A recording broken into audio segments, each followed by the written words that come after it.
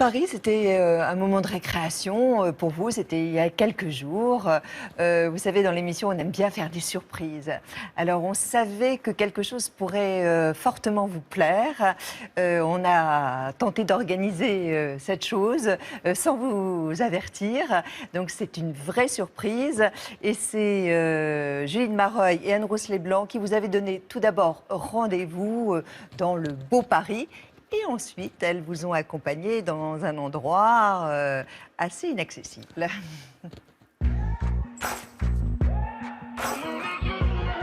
Paris, c'est une ville que j'ai mis beaucoup de temps à apprivoiser parce que j'avais l'impression que c'était une ville qui jouait la mondaine. Je viens plutôt d'un Paris métèque, un Paris cosmopolite, mélangé, pas touristique. Paris, ça m'a inspiré une chanson. J'ai débarqué Paris, d'un monde où on te rêve. J'ai fui les périls, les déserts où l'on crève. Tu m'as ouvert tes bras, toi ma Vénus de Milo. J'ai mis du temps à écrire parce que il y a déjà tellement de belles chansons sur Paris.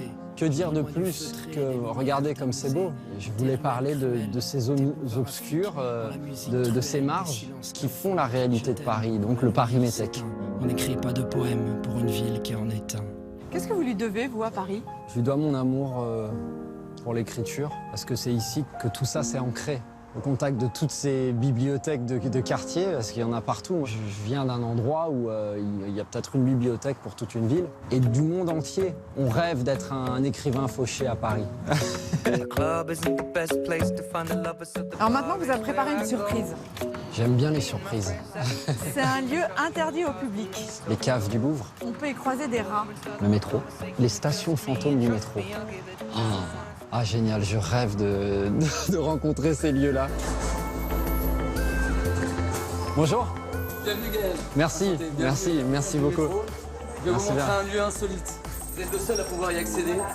Oh, merci. J'ai l'impression d'avoir poussé la porte de la caverne d'Ali Baba. Voilà. Wow. Extraordinaire.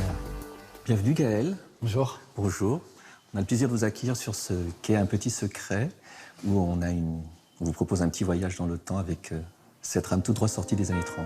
Cette rame est restée en exploitation jusque dans les années 80. J'ai l'impression de voir Zazie dans le métro, le vieux Paris. Et là, je trouve que c'est très inspirant. Et les lieux sont là et il suffit plus d'imaginer la vie qui va avec. Mon métro, c'est la fête à la mitraille.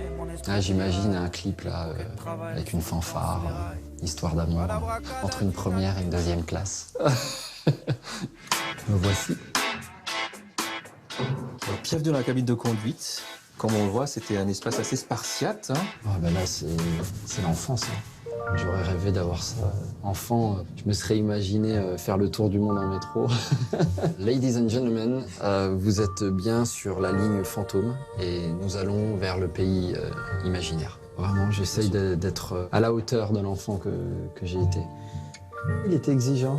Il avait beaucoup de rêves et donc c'est pas évident. Donc j'essaye, je continue de tracer mon chemin. Le vrai lieu de l'expression, c'est le métro. Je vous demanderai pas d'argent. Juste une petite ambiance. Pour aller trouver l'attention des gens, Je frappe depuis mes dents de lait, depuis le bord c'est gageur. Quand on y arrive dans le métro, on est vraiment content. la télé, embellissez-les. Je ne savais que Espace public, ça apprend l'humilité.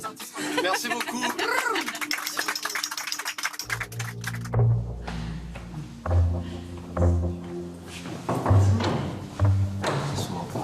J'en ai rêvé de ces stations où personne ne va plus, avec des rames que plus personne n'utilise.